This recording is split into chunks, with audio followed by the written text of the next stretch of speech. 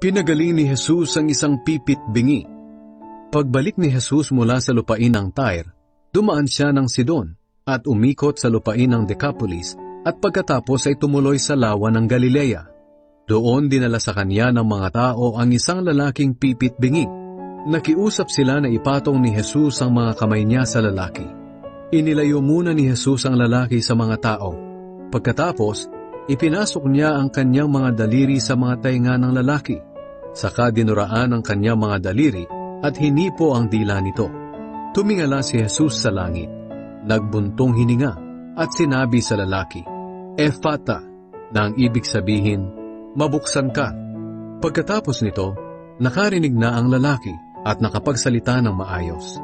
Pinagbilinan niya ang mga tao na huwag ipamalita ang nangyari. Pero kahit pinagbawalan sila, lalo pa nila itong ipinamalita. Manghang-mangha ang mga tao at sinabi nila, napakagaling ng ginawa niya. Kahit mga pipit bingi ay nagagawa niyang pagalingin.